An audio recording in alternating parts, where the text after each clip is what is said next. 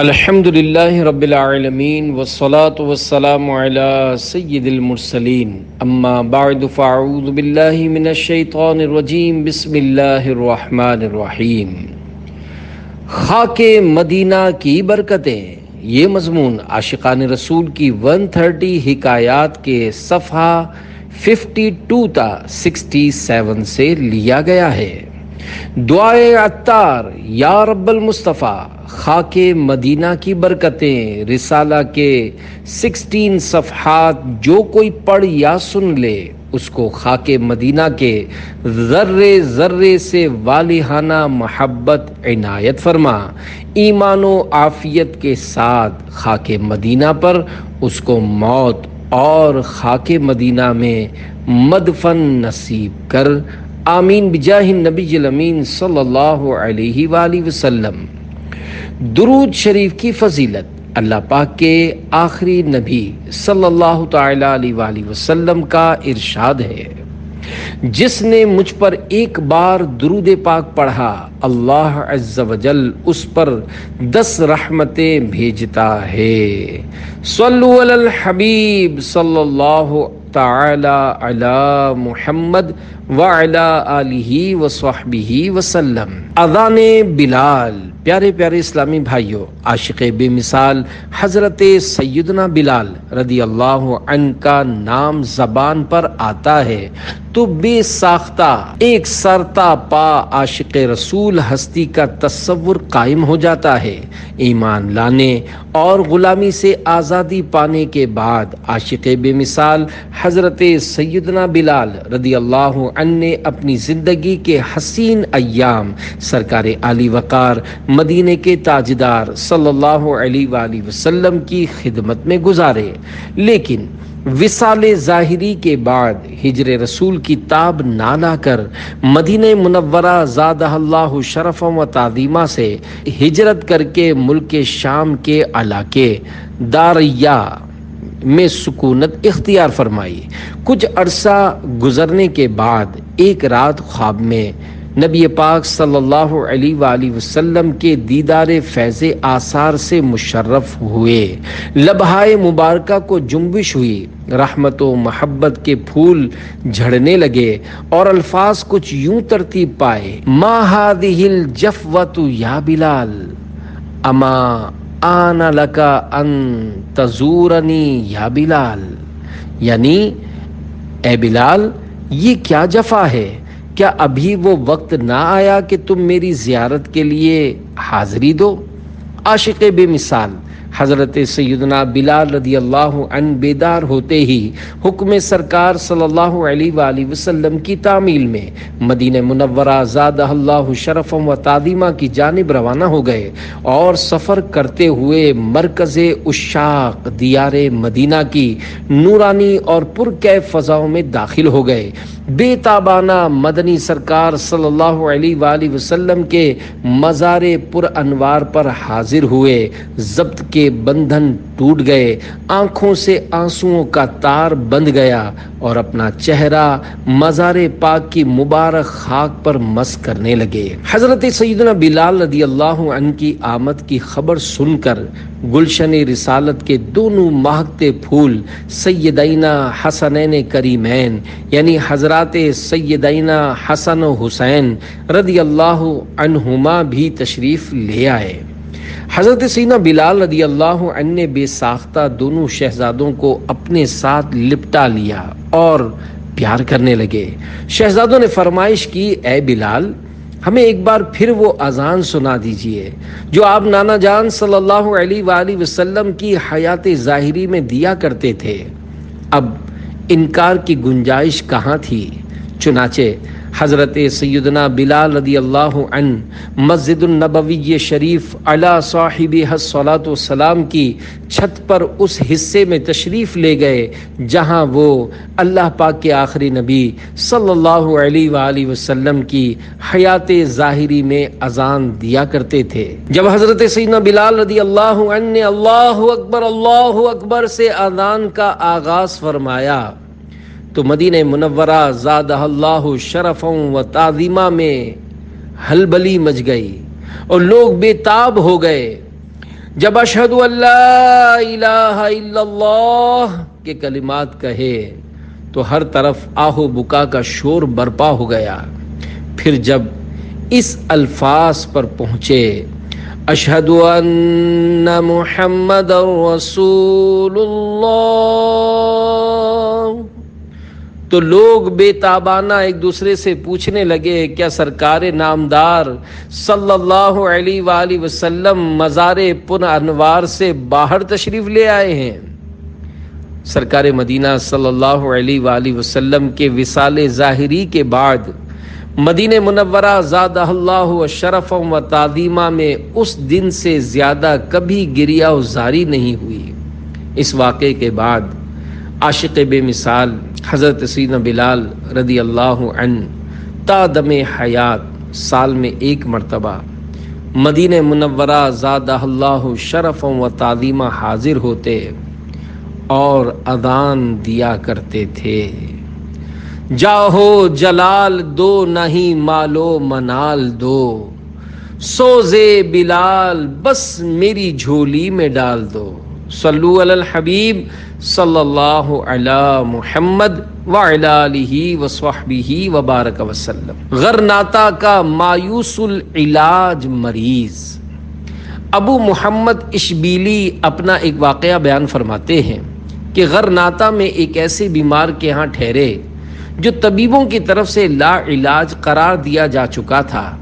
اس بیمار کے خادم ابن ابی خصال نے رسول اللہ صلی اللہ علیہ وآلہ وسلم کے دربار گوہر بار میں عریضہ لکھا، جس میں اس نے اپنے آقا کی بیماری کا ذکر کیا تھا اور درخواست کی تھی کہ اسے شفا نصیب ہو۔ ابو محمد فرماتے ہیں وہ عریضہ لیے ایک زائر مدینہ غرناطہ سے مدینہ منورہ زادہ اللہ شرف و تعظیمہ حاضر ہوا۔ اس نے جو ہی یہ خط دربار رسالت میں پڑھا، بیمار کو غرناطہ میں شفا مل گئی۔ فقط امراض جسمانی کی ہی کرتا نہیں فریاد، گناہوں کے مرض سے بھی شفا دو یا رسول اللہ، صلو علی الحبیب صلی اللہ علی محمد وعلی آلہ وصحبہ وبارک وسلم۔ زمزم کا با کمال ساقی شیخ ابو ابراہیم وراد رحمت اللہ علیہ فرماتے ہیں میں نے ایک مرتبہ حج و زیارت کی سعادت پائی۔ زاد قافلہ کی قلت یعنی اخراجات کی کمی کے سبب قافلے والے مدینہ منورہ زادہ اللہ شرف و تعظیمہ میں مجھے اکیلا چھوڑ کر روانہ ہو گئے۔ میں نے بارگاہ رسالت میں حاضر ہو کر فریاد کی، یا رسول اللہ صلی اللہ علیہ وآلہ وسلم، میرے رفقا مجھے تنہا چھوڑ کر جا چکے ہیں۔ جب سویا تو خواب میں آمنہ بی بی کے لال صلی اللہ علیہ وآلہ وسلم کی زیارت سے شرف یاب ہوا۔ آپ صلی اللہ علیہ وآلہ وسلم نے ارشاد فرمایا، مکہ شریف جاؤ، وہاں ایک شخص زمزم کے کنویں پر پانی کھینچ کھینچ کر لوگوں کو پلا رہا ہوگا، اس سے کہنا رسول اللہ صلی اللہ علیہ وآلہ وسلم نے حکم دیا ہے کہ مجھے میرے گھر تک پہنچا دو۔ میں حسب ارشاد مکہ مکرمہ زادہ اللہ شرف و تعظیمہ پہنچا اور زمزم شریف کے کنویں پر گیا جہاں ایک شخص پانی کھینچ رہا تھا۔ اس سے پہلے کہ میں کچھ کہوں وہ کہنے لگا، ٹھہرو میں ذرا لوگوں کو پانی پلا لوں۔ جب وہ فارغ ہوا تو رات ہو چکی تھی۔ اس نے کہا، بیت اللہ شریف کا طواف کر لو، پھر میرے ساتھ مکہ مکرمہ زادہ اللہ شرف و تعظیمہ کے بالائی یعنی اونچائی والے حصے کی طرف چلو۔ چنانچہ میں طواف سے مشرف ہونے کے بعد اس کے ساتھ اس کے قدم بقدم چل پڑا۔ جب صبح قریب ہوئی تو میں نے خود کو ایسی وادی میں پایا جس میں بہت گھنے درخت اور پانی کے چشمے تھے۔ میں نے سوچا یہ وادی تو میری وادی شفشاوا جیسی لگتی ہے۔ جب اچھی طرح سپیدائے سحر یعنی فجر کا اجالا نمودار ہوا اور میں نے غور سے دیکھا تو واقعی وہ وادی شفشفاوا ہی تھی۔ میں خوشی خوشی اپنے اہل و عیال کے پاس پہنچا اور اپنے مکان پہنچنے کی داستان کرامت شان سنا کر سب کو ورطۂ حیرت میں ڈال دیا۔ لوگوں نے میرے قافلے کے متعلق دریافت کیا، میں نے انہیں بتایا کہ وہ تو مجھے مفلس و نادار سمجھ کر مدینہ منورہ زادہ اللہ شرفا و تعظیما میں اکیلا چھوڑ کر سوئے وطن روانہ ہو گئے تھے۔ کچھ لوگوں نے میری بات کو درست تسلیم کیا اور بعض نے مجھے جھٹلایا۔ چند ماہ گزرے تو میرا قافلہ آ پہنچا اور لوگ حقیقت حال سے واقف ہوئے اور الحمدللہ عز وجل سب نے مجھے سچا مان لیا۔ چونکہ پہلے زمانے میں اونٹوں اور خچروں وغیرہ پر سفر ہوا کرتا تھا، غالباً اسی وجہ سے قافلہ کچھ مہینوں کے بعد پہنچا۔ اللہ عز وجل کی ان پر رحمت ہو اور ان کے صدقے ہماری بے حساب مغفرت ہو، آمین بجاہ النبی الامین صلی اللہ علیہ وآلہ وسلم۔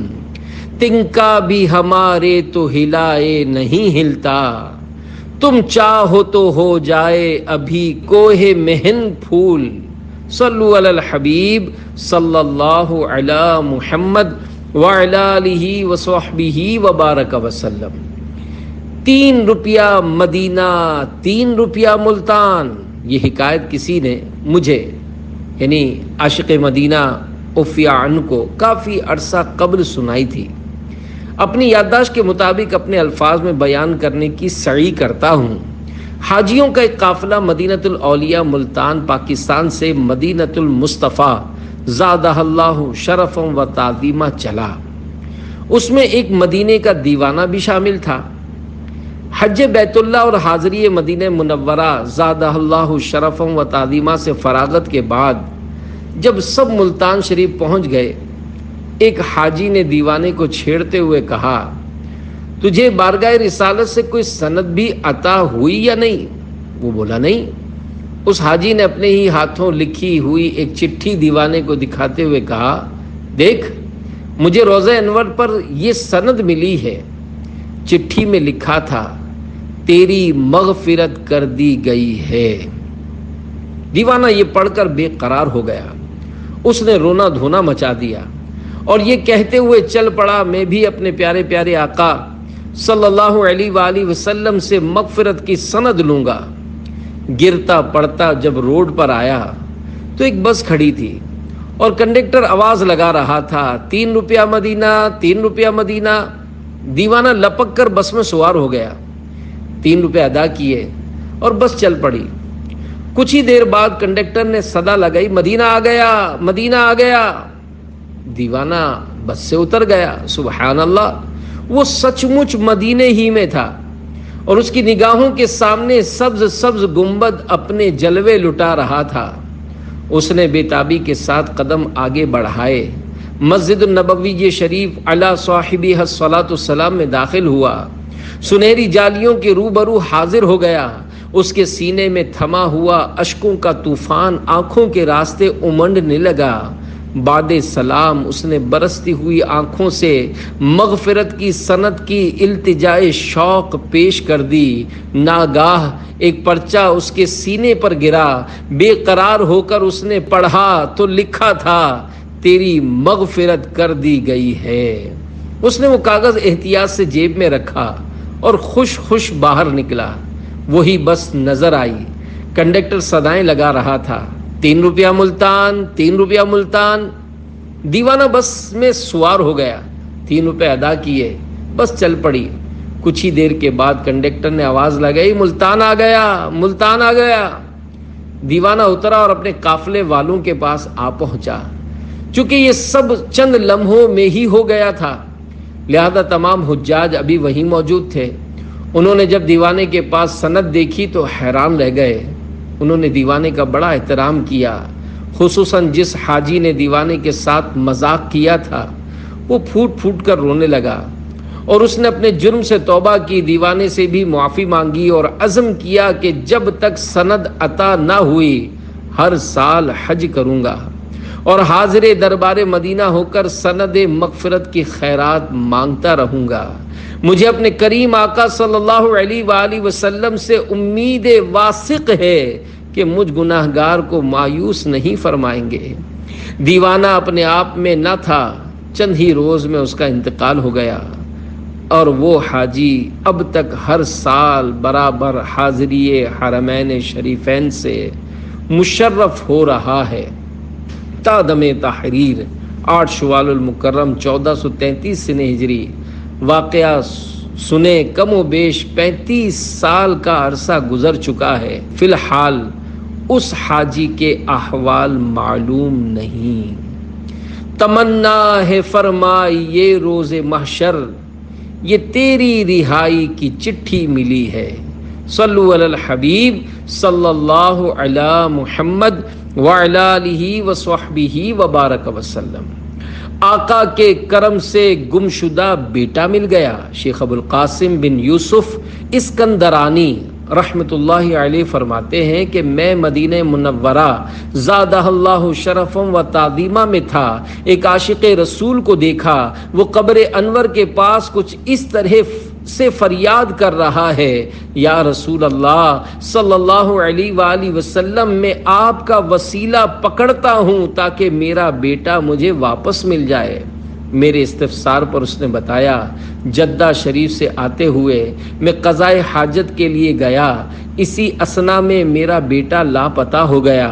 چند سال بعد وہ شخص مجھے مصر میں ملا تو میں نے اس کے بیٹے کے بارے میں دریافت کیا۔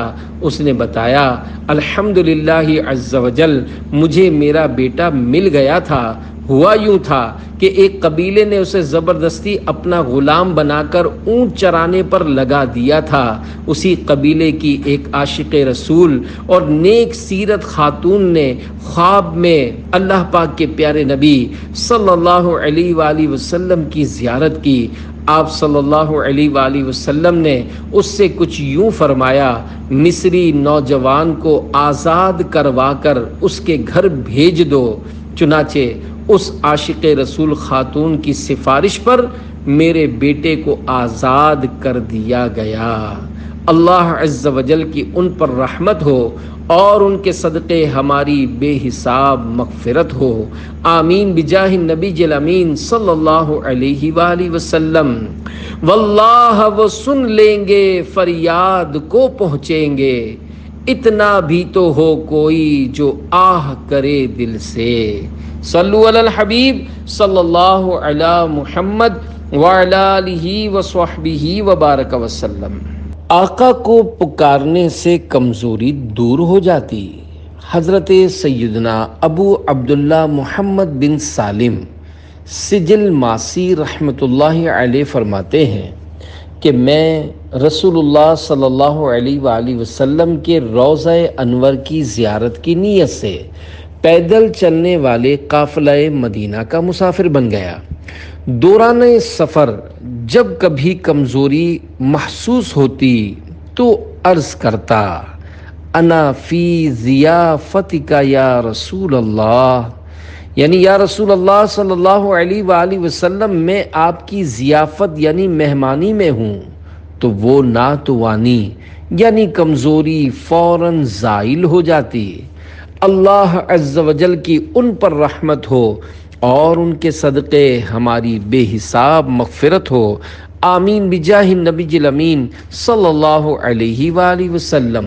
تھکا ماندہ ہے وہ جو پاؤں اپنے توڑ کر بیٹھا، وہی پہنچا ہوا ٹھہرا جو پہنچا کوئے جانا میں۔ صلو علی الحبیب صلی اللہ علی محمد وعلی آلہ وصحبہ وسلم۔ گنبد خضرا دیکھ کر دم نکل گیا۔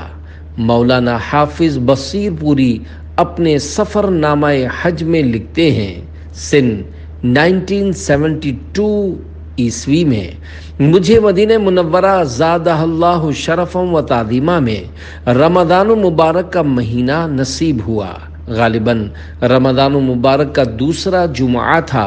ایک عاشق رسول اپنے ساتھیوں کو مجبور کر کے مکہ مکرمہ زادہ اللہ شرفا و تعظیمہ سے قبل از وقت ہی مدینہ طیبہ زادہ اللہ شرفا و تعظیمہ لے آیا، اور آتے ہی سامان سے بے پرواہ ہو کر آقائے دو جہاں سلطان کون و مکان صلی اللہ علیہ وآلہ وسلم کے دربار اقدس میں حاضر ہو گیا۔ سلام عرض کرنے کے بعد 2 نفل ادا کیے اور باب جبریل سے باہر نکلا، پلٹ کر گنبد خضرا پر نظر ڈالی اور غش کھا کر گر پڑا، منہ سے خون بہنے لگا اور تڑپے بغیر ٹھنڈا ہو گیا۔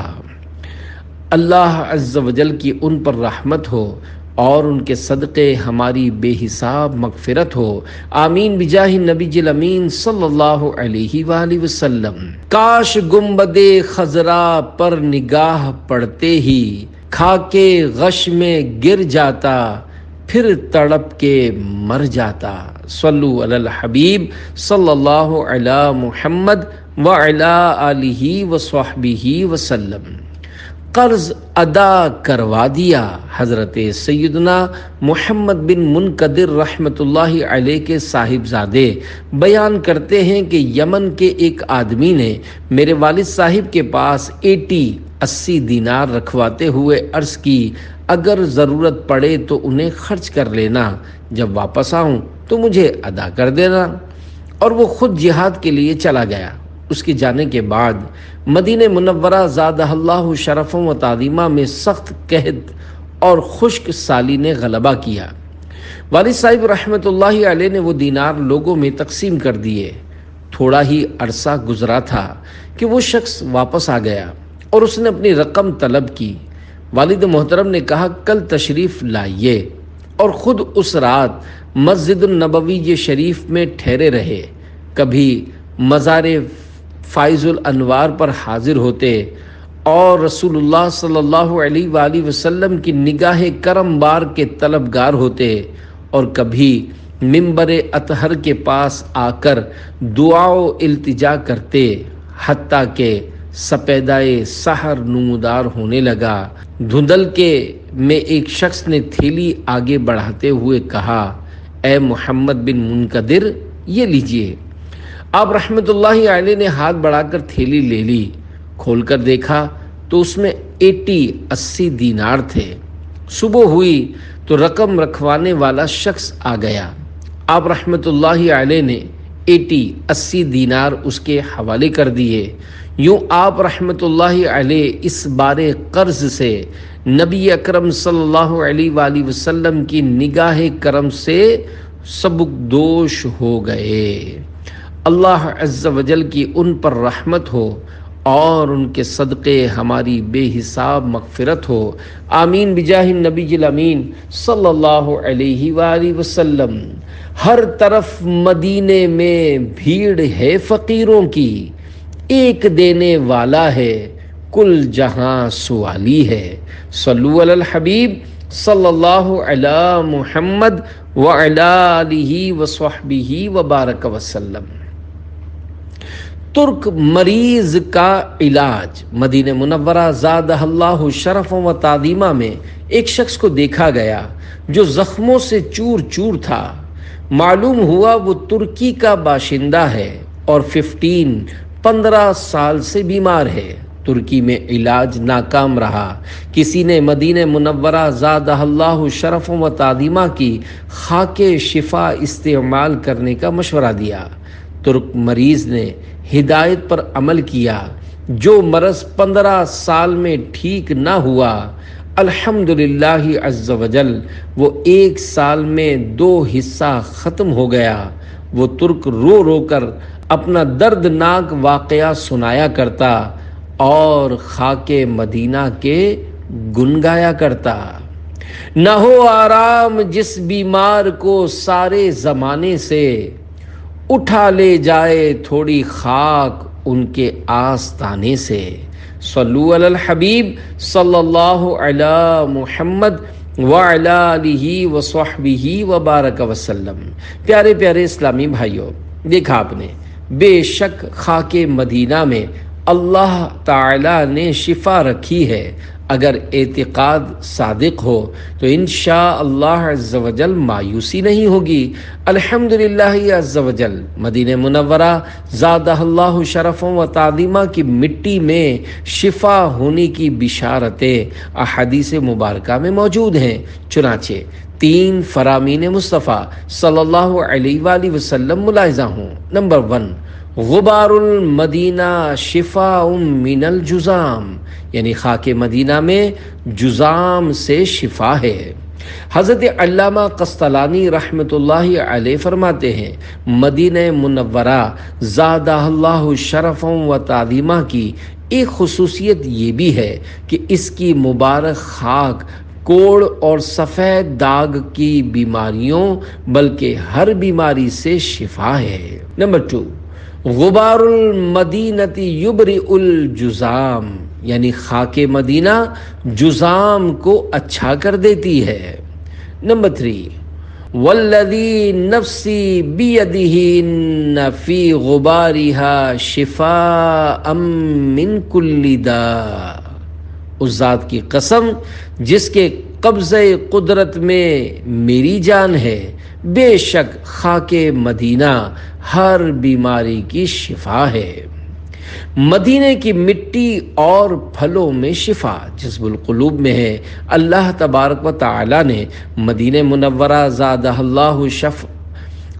اللہ شرف و تعظیمہ کی مٹی اور پھلوں میں شفا رکھی ہے، اور کئی احادیث مبارکہ میں آیا ہے خاک مدینہ میں ہر مرض سے شفا ہے، اور بعض احادیث مبارکہ میں من الجذام والبرص، یعنی کوڑ اور پھل بھری یعنی برس سے شفا کا ذکر ہے، اور بعض اخبار میں مدینے کے ایک خاص مقام سعیب، عوام اس جگہ کو خاک شفا بولتے ہیں، کا تذکرہ ہے۔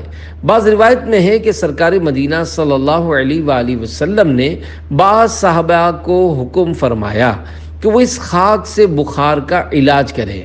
بزرگوں سے اس خاص مقام سعیب کی خاک مبارک سے علاج کی حکایات بھی ملتی ہیں۔ حضرت سیدنا شیخ مجدین فیروز آبادی رحمۃ اللہ علیہ فرماتے ہیں میرا غلام سال بھر سے بخار میں مبتلا تھا، میں نے مقام سعیب یعنی خاک شفا سے خاک مدینہ لی اور پانی میں قلیل مقدار میں گھول کر پلائی، الحمدللہ اسی دن شفا یاب ہو گیا۔ خاک شفا سے ورم کا علاج۔ شیخ محقق حضرت علامہ شیخ عبدالحق محدث دہلوی رحمۃ اللہ علیہ فرماتے ہیں جن دنوں میری مدینہ منورہ زادہ اللہ شرف و تعظیمہ میں حاضری تھی، کسی مرض کے سبب میرا پاؤں سوج گیا، طبیبوں نے مل کر اسے مہلک عارضہ یعنی ہلاک کر دینے والا مرض قرار دیتے ہوئے علاج سے ہاتھ روک لیا۔ میں نے مقام سعیب سے خاک پاک لی اور استعمال شروع کیا، الحمدللہ عز و جل تھوڑے ہی دنوں میں بڑی آسانی سے ورم یعنی سوجن سے نجات مل گئی۔ عاشقان رسول مقام سعیب کو خاک شفا کے نام سے جانتے ہیں، افسوس وہ مبارک جگہ اب چھپا دی گئی ہے۔ بسا اوقات عشاق کھود کر خاک شفا حاصل کر لیتے ہیں، مگر انتظامیہ ڈامڑ وغیرہ ڈال کر پھر سے بند کر دیتی ہے۔ مدینے کی مٹی ذرا سی اٹھا کر پیو گھول کر ہر مرض کی دوا ہے۔ صلو علی الحبیب صلی اللہ علی محمد وعلی آلہ وصحبہ وبارک وسلم۔ دنیا کے لیے مال جمع کرنے والے بے عقل ہیں۔ فرمان مصطفیٰ صلی اللہ علیہ وآلہ وسلم دنیا اس کا گھر ہے جس کا کوئی گھر نہ ہو، اور اس کا مال ہے جس کا کوئی مال نہ ہو، اور اس کے لیے وہ جمع کرتا ہے جس میں عقل نہ ہو۔ اس ویڈیو کو اپنے دوستوں کے ساتھ ضرور شیئر کیجیے گا، اور ابھی تک آپ نے ہمارا خاک مدینہ ہند چینل سبسکرائب نہیں کیا تو فوراً سبسکرائب کر لیجیے اور بیل آئیکن پر بھی کلک کریں تاکہ مزید آنے والے امیر اہل سنت دامت برکاتہم العالیہ کے آڈیو رسائل جو وقتاً فوقتاً ہم اس خاک مدینہ ہند چینل پر اپلوڈ کرتے رہتے ہیں وہ آپ کو وقت پر ملتے رہے اور آپ اس سے مستفیض ہوتے رہیں۔ اگلی ویڈیو تک ہمیں دیجیے اجازت، اپنا خیال رکھیے گا۔